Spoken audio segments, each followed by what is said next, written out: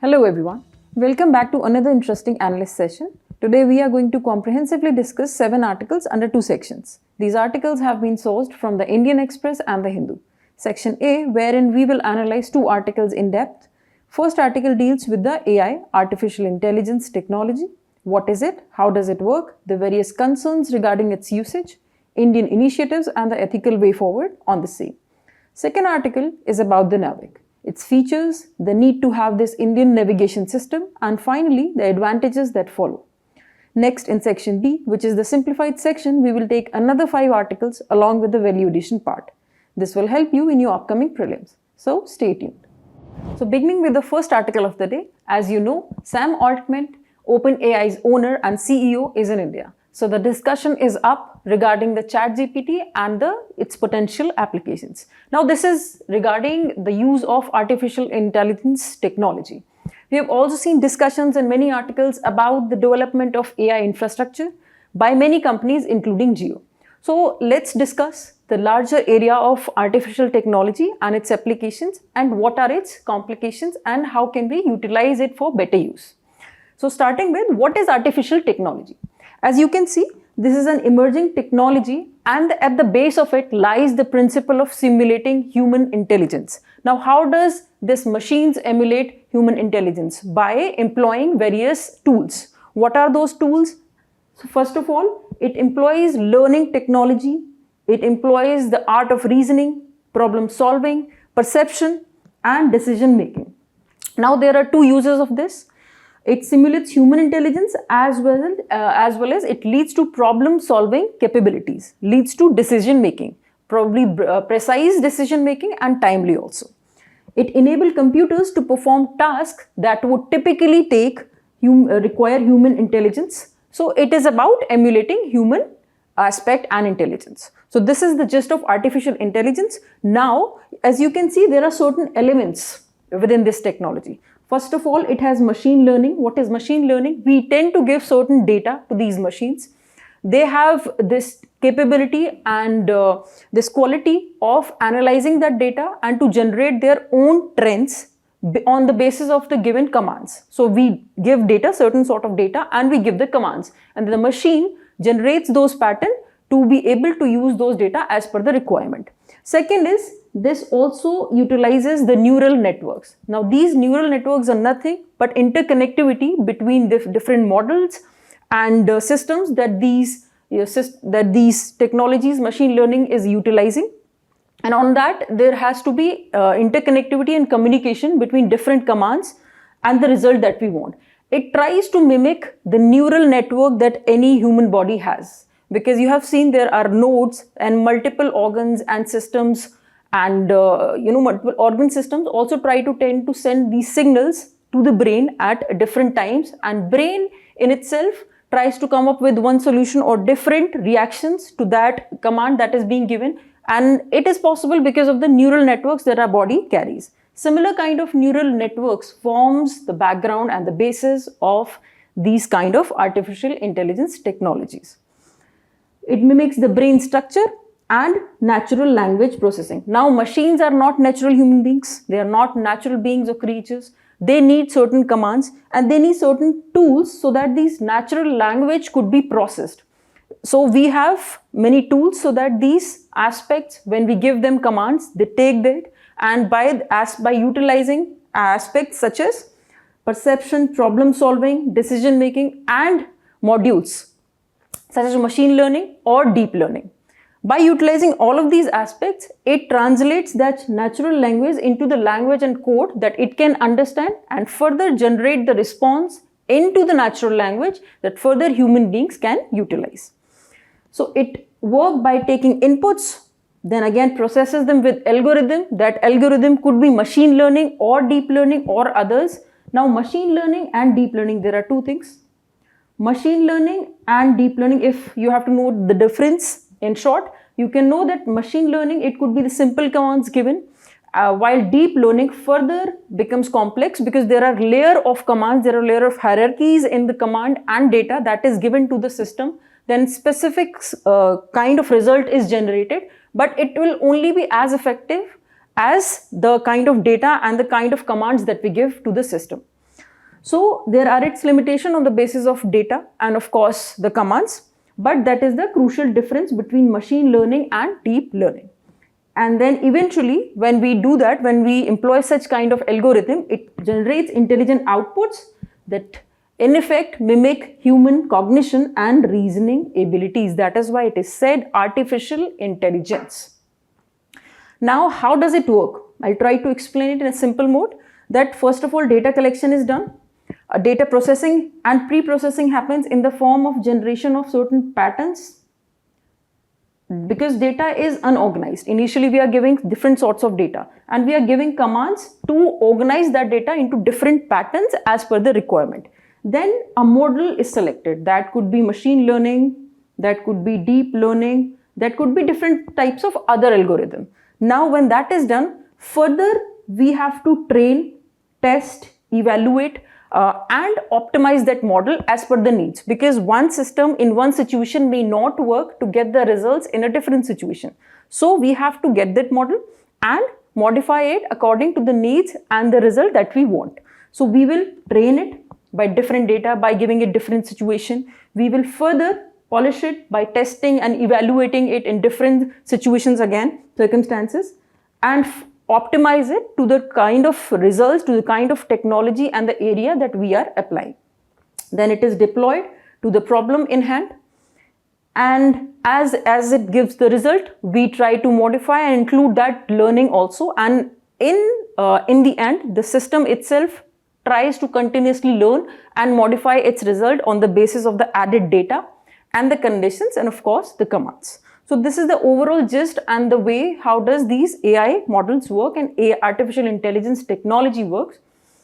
Now, based on functionality, there are 4 types of artificial intelligence. 2 of them we have been able to sort of complete those 2 types of, and we have been able to develop those kind of artificial intelligence models, but the other 2 are still in its infancy stage, and this 4th one, self-aware artificial intelligence, is still remains speculative.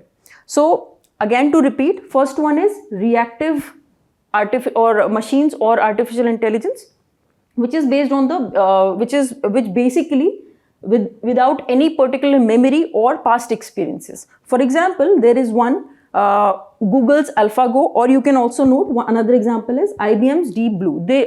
It basically is a system where you can play chess.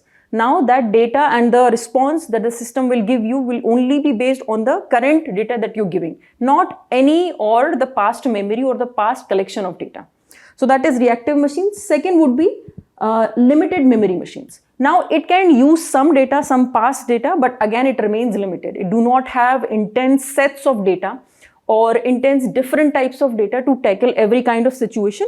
So the response will be better than the first reactive machines, but of course it will be limited by the limited data. It do not have full history of interactions. Example could be self-driving cars, language translation software. Third is theory of mind. This type of artificial intelligence particularly uses aspects of human intelligence or emotions. That could be various beliefs, intentions and thought processes. But since it is very complex to generate these kind of reactions from the machine, it is still in its infancy stage. We are still working on it. Then we have self-aware artificial intelligence. As I said, it is highly speculative, not yet been achieved. It would require deep and intense and various kinds of data, their patterns, and it has to generate the self-awareness and consciousness, very similar to any human consciousness. These are 4 types of artificial intelligence. Now, what are the applications and how can we use it in our daily lives? To start with, in e-commerce, as you can see in various types of, when we do the selling and buying of things, we want the customer support which is customer friendly, which is quick, and which is as per this problem that we are facing. Not one solution for all the problems. So it will generate personalized recommendation. It will also detect frauds. It will generate chatbots which are much more responsive than the present ones. Then second field would be education, where we can generate these learning systems, personalized data plans, and also different sources of education materials that we can access to. Then the field of healthcare, right from diagnosis to treatment to discovery of drugs, monitoring, And recently that we saw conduction, and recently some of the doctors conducted surgery also with the help of robots. So we are seeing where we are progressing, but it's just to give you an idea that it is highly impactful and beneficial for fields like healthcare, where we are suffering through the human resource in case of these rural and remote areas. Then the case of social media, we have fake news, we have instances of fake news, content moderation, we need the content moderation, we need recommendation systems, sentiment analysis to come up with the adequate data that the public is searching for. And you must have seen in social media, when you are operating this like Facebook or Instagram, you must have seen once you click any page, then there is a trend of generating similar kind of pages as suggestions for you. So this is based on the ability of that system to employ artificial intelligence technologies. Now in agriculture, precision agriculture, the right kind of crops, the right kind of fertilizer, the amount and the proper prediction analysis could also be done by using simulation tools that employ artificial intelligence. Crop monitoring, yield prediction, probably safe and commercial and profitable farming could be done if we cautiously apply these kind of tools. Then manufacturing, it starts from quality controls. Then we see that in the assembly line, we employ different types of robots also. Robots are also one form of artificial intelligent machines. We can do predictive maintenance. We can ensure supply chain optimization. We can also ensure, you must have seen there are sometimes incidents and disasters happening in all of these circumstances and situations. Those could be predicted if we employ and these artificial intelligent tools and systems from time to time, and we use them to test and evaluate the surroundings. Finance, fraud detection, risk assessment, various types of generation of various financial tools and schemes that could be deployed to ensure that rural and remote areas could be covered. The people who still remain outside of the financial carpet, they are still included and they are given the facility of direct benefit transfer. For that, we need data, we need employment of tools such as artificial intelligence, so that quick and effective tools could be generated in the financial sector to cover those populations also. Then transportation, like I said, self-driving cars, traffic management and route optimization with data on which kinds of roads are busy, which alternative routes could be taken, the density of the area and the vehicle that are on roads, whether it's by vehicles or it is a car or it is a so that kind of usage could also be possible in the transportation sector. Now, there are certain concerns as well, not just that it only has advantages, but certain concerns which has generated with the experience that we have had. It has also led to abuse also. So let's see some of those. So one of the very traditional concerns that it always has seen, the development of this technology has always seen, would be about the job loss. For example, there are various repetitive and routine tasks, basically menial and manual labor tasks that could be replaced. The simple tasks could be replaced by simple machines. Of course, in effect, that would save the time and resources. However, that would also lead to unemployment for the people who are deployed on those posts. So, for example, if we take to self-checkout systems in the retail sectors and wherever, let's say we are going to shop or we are going to shopping centers, there we see self-checkout system. So, there and so far we have seen cashiers sitting there and doing this kind of auditing and checking billing system. But let's see if these self-check systems, checkout systems are deployed, then these will be replaced. This is just one example. Then there are ethical concerns also. It perpetuates biases. How? Let's say some data is given and that data has been given manually. So it could be as per the perception, and it could be as per the biases that the individual or the entity itself carries, or it could also be the result of the limited knowledge or the limited sample survey that the person has employed to come up to that particular result in training data or algorithms. So again, even if machines are giving you the results, the data that has been given is eventually fed by these human beings or the entities. The perception and the biases that these entities carries will eventually form and affect the results of these artificial intelligence technologies. For example, we saw that there was facial recognition system which refused to recognize certain ethnicities in the past also. Then there was potential misuse. There could be privacy breaches. There could be cyber attacks. if let's say some loopholes is found, and those loopholes could be utilized by these criminals. Unless we take regulatory steps, we go ahead and test and evaluate those technologies in advance before deploying them for critical sectors. We saw recently usage of deepfakes on social media and by various famous personalities for maybe defaming them or for different purposes. We saw those kind of deepfakes, which were not actual or the real videos, but it probably leaves a mark, a dent on somebody's reputation and credentials. So that could also be one of the abuse. Then there is a case of data dependence. Unless a very large case and patterns and sets of data is used, there is a high chance that the machine is going to give you not a very credible solution, because it is limited by the commands and the data that you give it to it, because it eventually is just a machine. Example, if in medical diagnosis, let's say sample survey is very small. If you were analyzing some trends on the basis of, let's say, 100 people.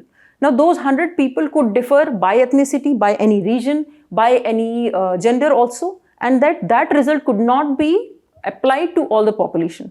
So the population survey, or in itself the data, the sample data, the people that are deployed in that sample to generate that data has to be bigger. So as bigger as it is, the more effective and influential results would be. Then lack of human traits. It of course is lacking creativity, emotional intelligence, and after all empathy, which is required. And various aspects of, be it your work, be it your daily life, be it your personal relations, if that aspect is missing, machine language and mechanics solutions will not give you the holistic and comprehensive solutions to the problems at hand. Even the solutions where, let's say, at administrative post you are facing and you have deployed some robots to take care of very menial activities. But what if some situations comes up, let's say a female person comes up who is suffering from certain disease, but let's say machine is fed with the data to take care of any personal on the basis of first come, first serve. Then that aspect will not be taken into consideration, and the person who requires the immediate attention will have to wait. So for example, that's why we have to ensure that these human traits are also taken into consideration to ensure that the solutions are holistic. Then these are of high cost. When you can see India's R&D expenditure, research and development expenditure is less than 1%, whereas in case of Korea, it's more than 5% of GDP. So this is one of the field which requires those kind of funds, initiatives and investment. So that also remains a concern. It is resource intensive field. That being said, Indian government has gone ahead and taken many initiatives, starting with there is a national strategy for artificial intelligence which was accepted and rolled out in 2018. It basically decided to use artificial intelligence for two purposes: economic growth and social development, not just to ensure that GDP increases, but also the quality of the life that people are living and their social parameters and criteria increases and improves. Then there is second sector specific various AI initiatives. Start with, there is AI for all. You can name it one, AI for all. This is for artificial intelligence, education and research. Then there is responsible AI for social empowerment. This is keeping in mind to address the social needs, and it will generate AI-based solutions for social good. Then third is AI for agriculture. Of course, employing AI tools in the various aspects from the backward and forward linkages in the supply chain of agriculture. Right from pest, the utilization and employment and deployment of pests, water, the soil analysis, to harvesting of crops, storage, in each aspect of it, we can employ AI, and it will lead to eventual farmer welfare also. Then fourth, we have responsible AI for youth. It was specifically targeting the youth population to provide them with necessary skill and of course mindset, so they are AI ready. Then we have AI Center of Excellence, where various centers of excellence have been developed in various universities and colleges. For example, in various IITs, these centers have been developed and research is ongoing. Then there is Future Skills Program. This is led by NASSCOM and MIT. It aims at skilling, upskilling, reskilling and upgrading the IT skills of various IT professionals. Then there is India AI. This is a platform recently launched, and this is a national AI portal of India. You can remember this. This could be asked in your prelims. It is a knowledge portal. It is a research organization also, and it is an ecosystem building initiatives. So that are the certain initiatives. Now, how can we ensure that the usage remains ethical and holistic in the sense? So we will move towards the ethical way forward, starting with we will generate a code of ethics. Then we will ensure the diversity and inclusion aspects are also taken into consideration, so that nobody, right from class perspective, gender perspective, regional perspective, is left out, and they know how to use this rightly to their own advantage. Then we will monitor it, because this is after all a machine. We need to monitor it wherever it deviates from the right solution. We have to feed it with the right data, with the right information, and modify it accordingly. We have to educate employees, educate the population that is using that technology. Ensure transparency. When we are ensuring transparency, there are less chances of privacy concerns being flouted. There are more chances of accountability being held. So remember, and then human rights have to be there. We have to ensure that nobody, no human race, no human ethnicity is being discriminated on the basis of the information and perception that these machines have. If they are, we have to ensure that these are modified as per the need and time of the situation. And then anticipate risk. We have to anticipate risk so that it do not remains a post-partal activity, so that whenever we come across a problem, let's say in generating that solution, we are always finding an obstacle and hindrance, and then we are coming up with a solution. We have to anticipate these risks. So we have to come up with simulation models. We have to employ research and development. We have to employ human resources in the form of skilled resources. And we have to link college, academia to come up with better solutions. We have to invite more transfer of technology and probably more investment into R&D sector. Timely conducting ethical reviews also, so that this segment and aspect of the artificial technology also remains the part of the development of the technology itself. In that development stage, this aspect has to be kept. Then partner with ethical providers. So yes, we have to make them constant and co-partners when these technology is being developed, and so that constant monitoring is done and ensure that these concerns are taken care of. So this was regarding the artificial intelligence. Now a prelims question that you can solve for yourself, and a mains practice question. Introduce the concept of artificial intelligence and elaborate on various applications of artificial intelligence. Try to answer it in 250 words. Moving to the second article of the day, which is about the Indian Regional Navigation Satellite System, IRNSS NavIC, which we also call as. Now, the news has been that India's space agency recently, which is ISRO, reported that the partial failure of its NVS-02 navigation satellite due to the non-firing of its engines in space. Now, the context is that they had tried to relaunch this one of the satellites under this IRNSS.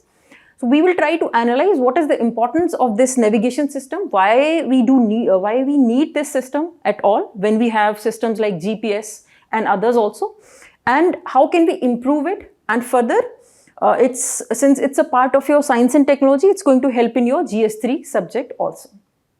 So starting with, like I said, this is Indian Regional Navigation Satellite System. It is also called as the Navigation with Indian Constellation. It has 7 satellites, you can remember this. It has 7 satellites, while GPS, which is a US navigation system, which India also employ at the moment, it has 31 satellites. While this India's has 7, and it is a regional, while GPS is a global system. It became operational in 2018, and it has been completely and thoroughly developed by Indian authorities, especially Indian Space Research Organization, that is ISRO. And it was specifically in 1999, it was recognized that there is a crucial need to develop this satellite and remove dependence on global system during crucial times, especially the strategic times of wars and of national security situations. Now, the foundation is a global network of satellites in medium Earth orbit. Generally, satellites are deployed in this medium Earth orbit so that they can cover larger area and they can be precise also when they are locating and predicting any location with respect to the time. So there are certain global navigation system, navigation satellites, and there are some regional. This one, NavIC, comes under the regional ones. So what are the global ones? One I have already told you, the GPS by US. Another is GLONASS by Russia. Then there is Galileo by European Union and another by China. So these four are global global navigation satellite system, and there are two which are regional in nature. One of them is NavIC, and you have to tell me in the comment section which is the another regional navigation satellite system, which country deploys that. So this is, now I will tell you that it is composed of 7 satellites, which I have already told you. 3 are in geostationary orbit and the 4 are in geosynchronous. You have to know the basic difference between these two types of orbits. So geostationary is this orbit which lies parallel to the equator of the Earth, and at any point of time it covers 1/3 of the surface area of the Earth, and it do not changes the position. So it can always track that 1/3 particular area, and any 3 satellites would cover the entire surface of the Earth. While geosynchronous, it rotates at an angle to the equator, and it also had 24-hour cycle of the revolution, but however it only comes as the same position after 24 hours because it is at a certain angle. So that is the difference. It is also geosynchronous with the time and the rotation period of the Earth. And this, like I said, it is parallel to the equator. It covers 1/3 of the Earth's surface at any point of time. Now there are certain applications like terrestrial, aerial and marine navigations. For largely we use marine purposes, we use for employment also. How?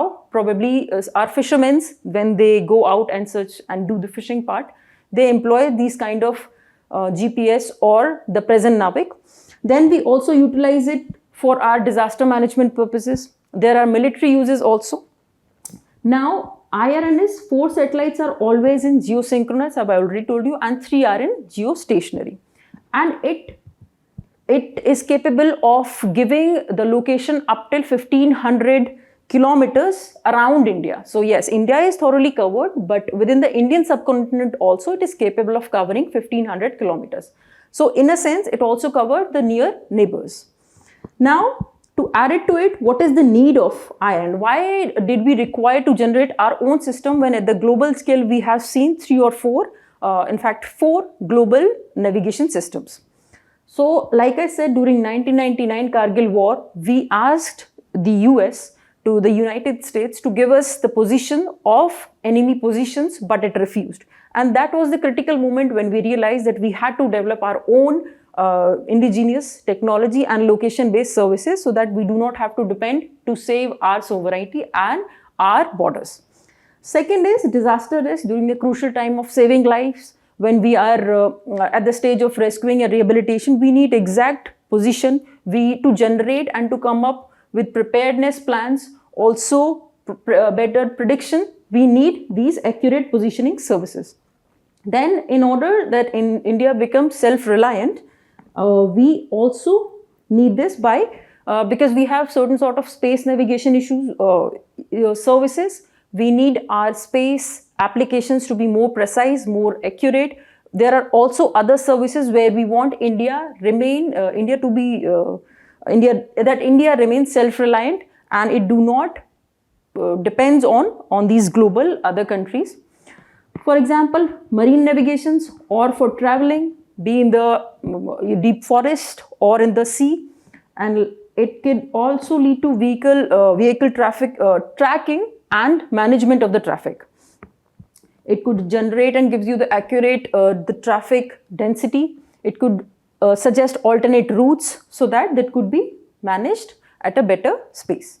Then precise timing, it would lead to precise timing better than the GPS also. GPS gives you location creditable and authentic to the 20 meters of the source. While when we talk about the NavIC, it is accurate to the 5 meters. So which is in fact better than the GPS. Then it can also leads to greater mapping and geodetic data, and this will lead to not just in navigation but also the greater resource extraction, the greater development of technologies, and they being more specific and more effective. So these could be some applications of IRNSS. Like I said, it leads to better employment, for example in case of fishermen.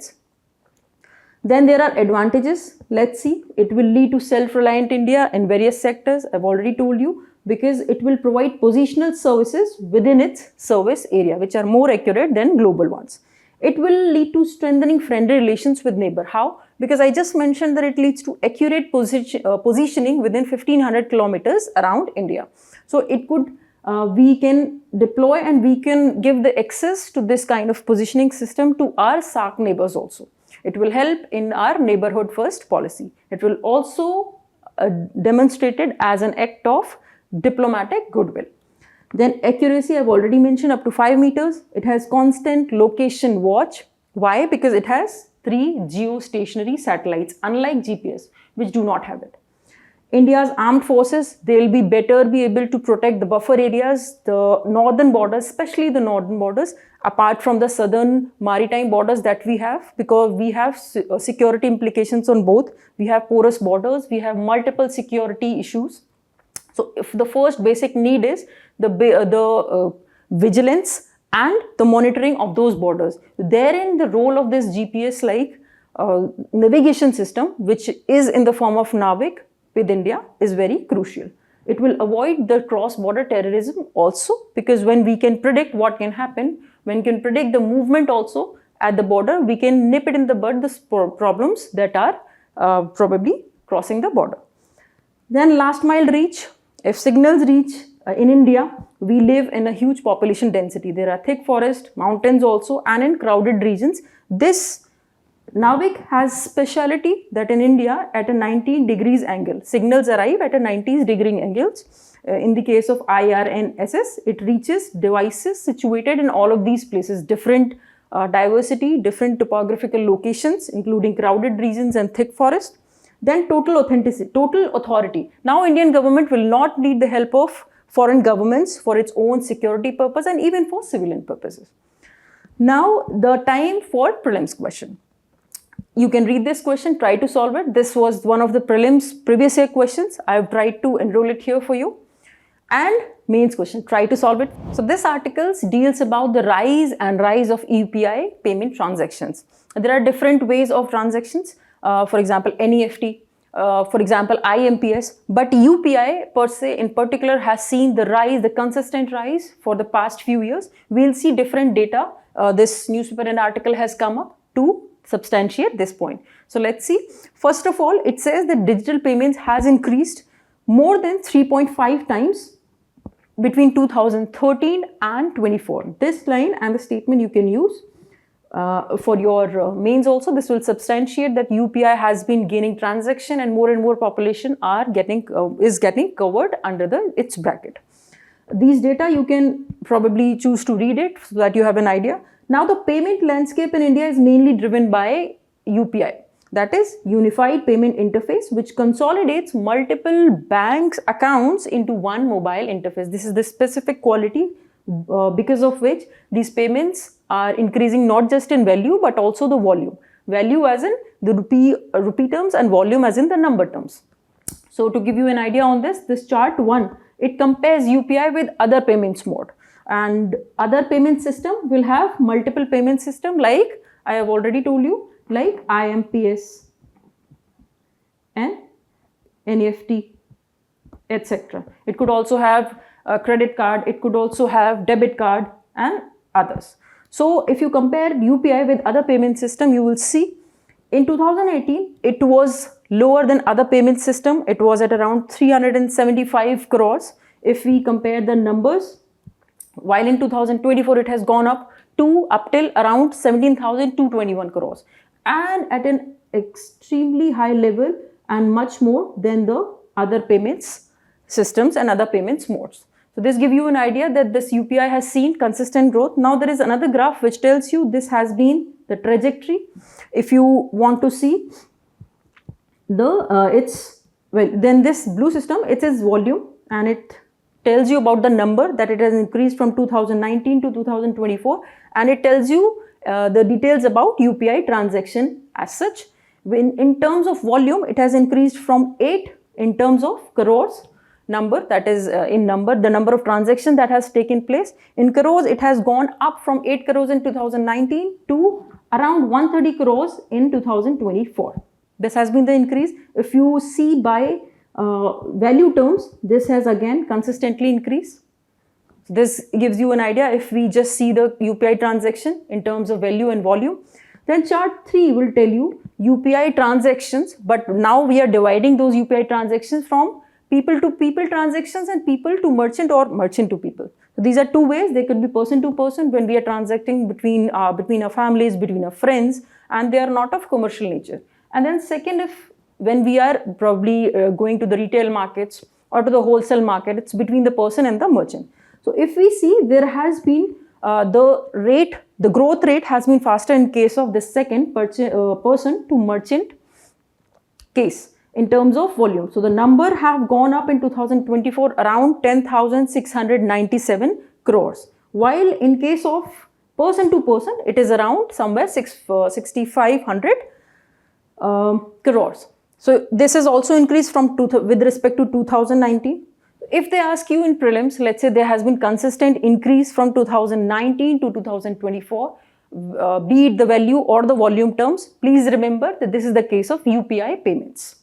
And they can also differ, and they can give you one pointer in case of dividing it under person to person transactions and person to merchant. Then another data tells you about the total value of transactions in lakh crores. This is in 2019, and this has increased in 2024. Chart 5 it's a comparison of UPI with other transaction modes. As you can see in percent, it has been that 82.96%. If we go by the volume, that is the number of transactions, it is led by UPI. 82.9, that is 83% number of transactions are happening via UPI. And when we go by the value terms, you would see that it is led by NEFT. Again, this is a bit different when we compare this chart to other charts. Here, NEFT is ranked first when it comes to the value part. So value-wise, it is the NEFT which is ranked 1, and value-wise, it is the UPI which stands at the second rank. It has the share of 30% of value, that is in money terms. So this was all. Now a prelims question related to digital payments. Please try to solve it for yourself. So moving towards the next article, which deals about the night school that is being operated in one of the districts of Rajasthan, and this is specifically targeting the Kalbelia community. This is the specific Rajasthan-based, location-based community which is known and specifically identified with Kalbelia Dance. We will read more about it, but let's read about the case study also. This could be one interesting aspect for your essays or your case studies, or some examples for social issues also. Let's read more about it. So this, you can see the way the article has tried to write this case, the stories. You can use the similar kind of language when you're starting your essays also.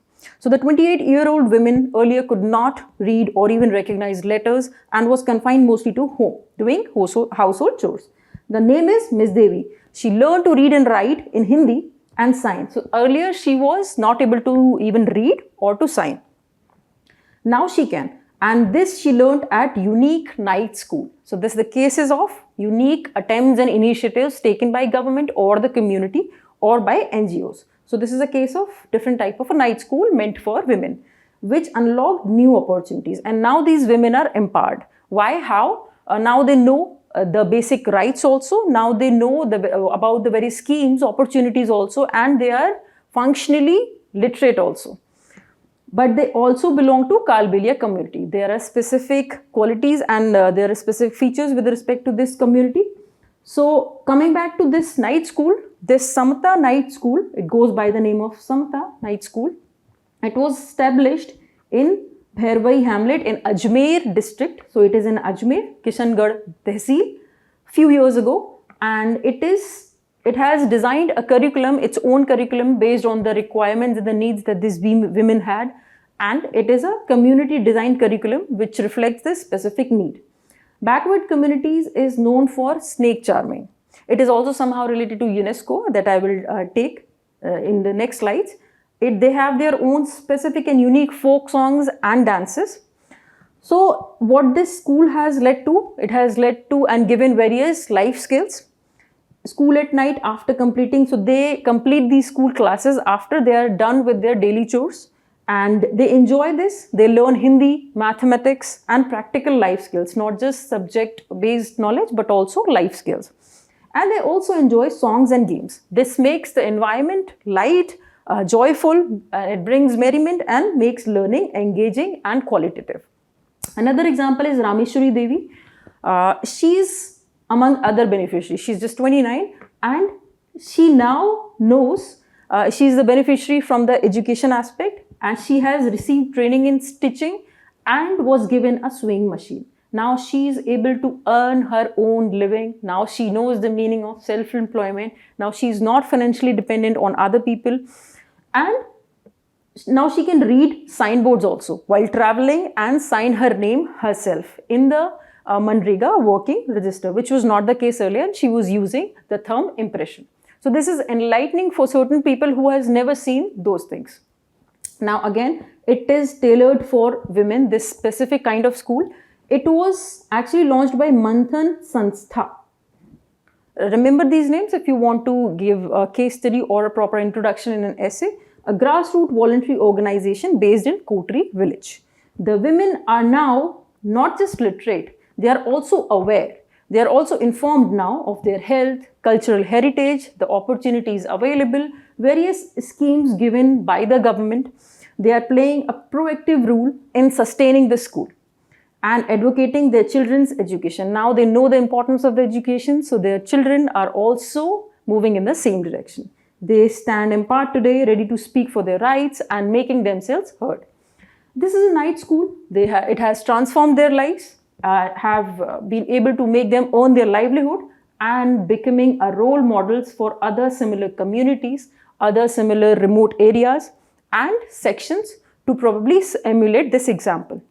Now things about Kalbelia community and dance as such. So these communities historically were snake charmers and known for the deep knowledge of different kinds of snakes and their venoms. They have their importance in traditional system of medications also. They belong to Rajasthan and primarily live in 4 districts, which would be Jaisalmer, Jodhpur, Pali and Pushkar.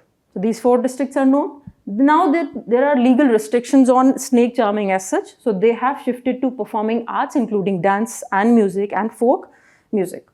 So this is the clear example how they dance. You can note here that they especially wear black outfits. They are black in color, generally the dancers, women dancers.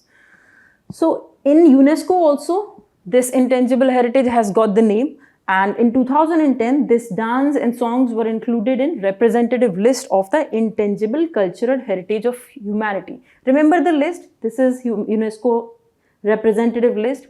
India has many of these intangible heritage arts in that list. Please go through a list. It will be helpful for your prelims preparation.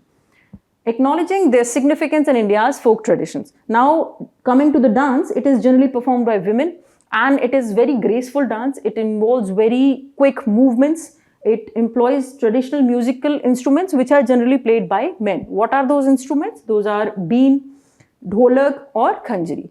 Now dance itself, like I said, it's a very graceful, fast dance. It involves intricate footwork also and sinuous movements that resembles a snake's slithering motion. They wear black outfits and they usually use folk narrative and tales of their ancestors. So this was about this.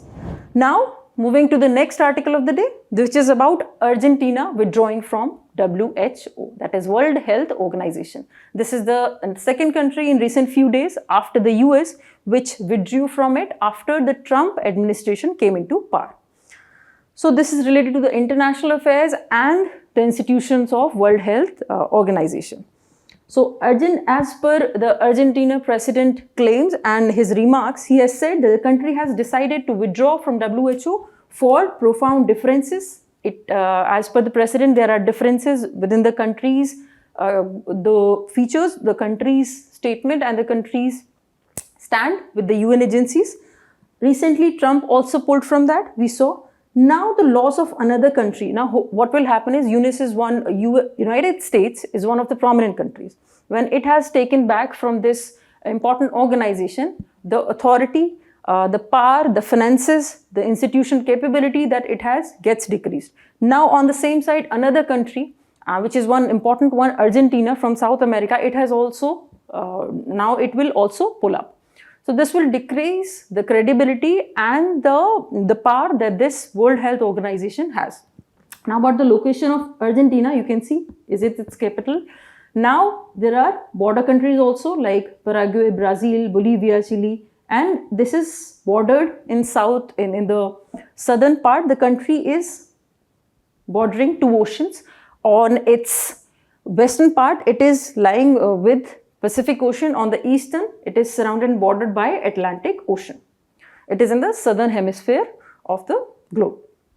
Now, coming back to the Argentina withdrawing from the WHO, Argentina says that the decision is based on profound differences in health management that it witnessed during COVID-19 pandemic.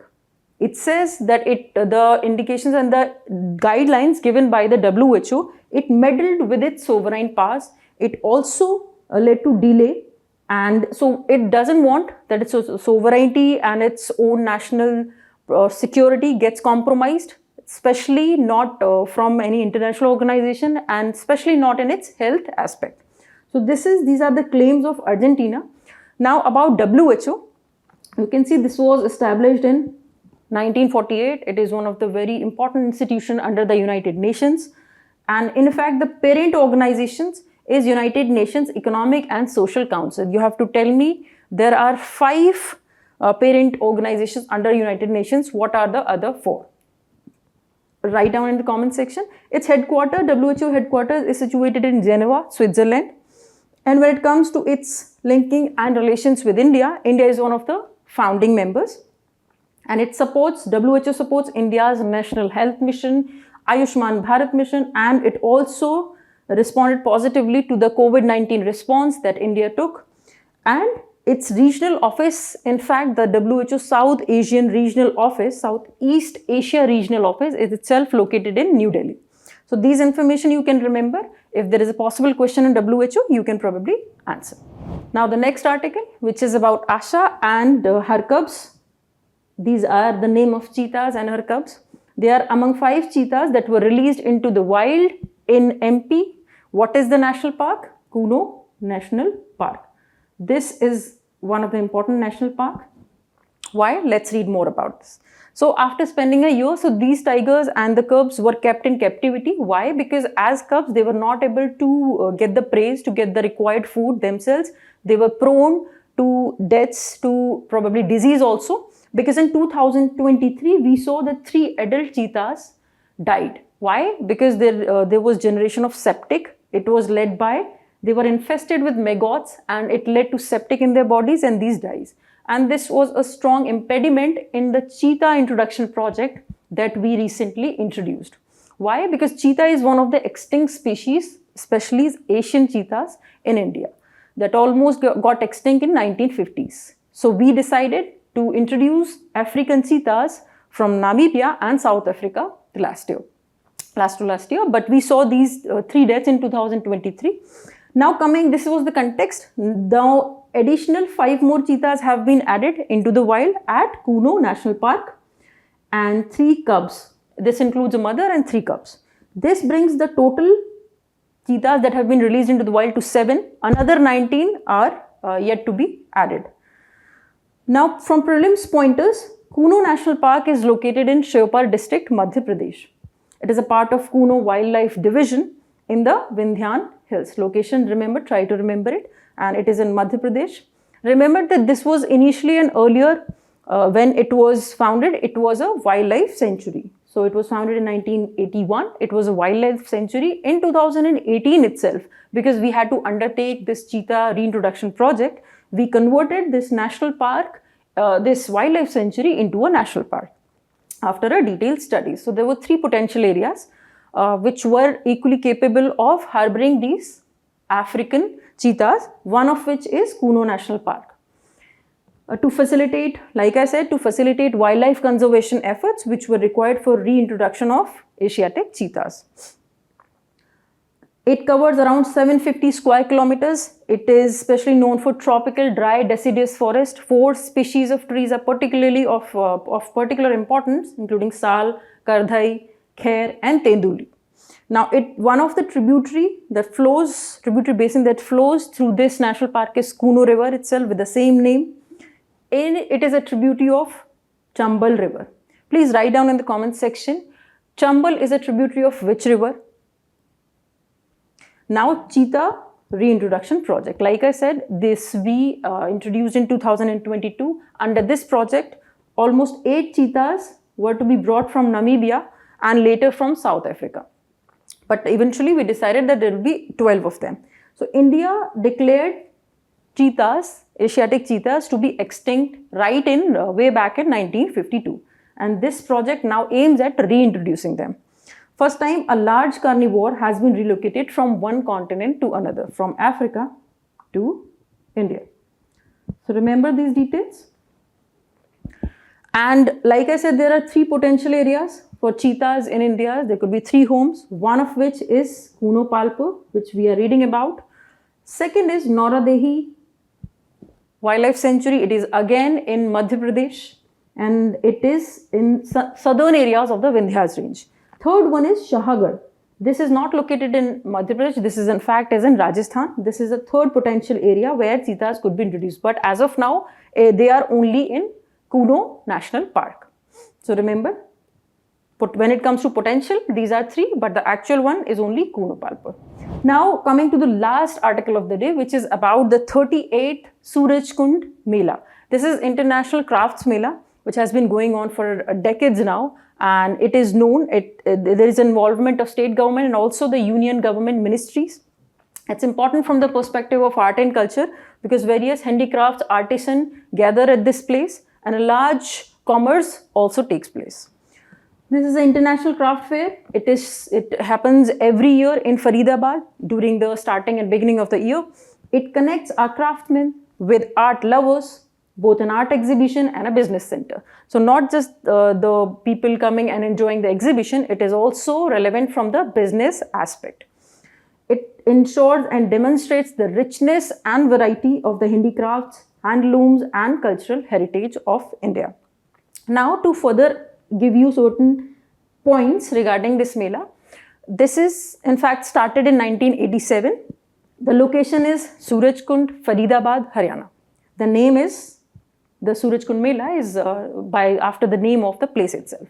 It is organized by, basically organized by the Haryana Tourism Department, but it is in collaboration with Union Ministries of Tourism, Textiles, Culture and External Affairs. This is not limited to just Indian states and India's, the whole territory of India, but also every year there is a theme that is related to one state and also international players also come in. It is held annually in February. So this was regarding the today's coverage of current affairs. I hope you liked this session. All the best and thank you.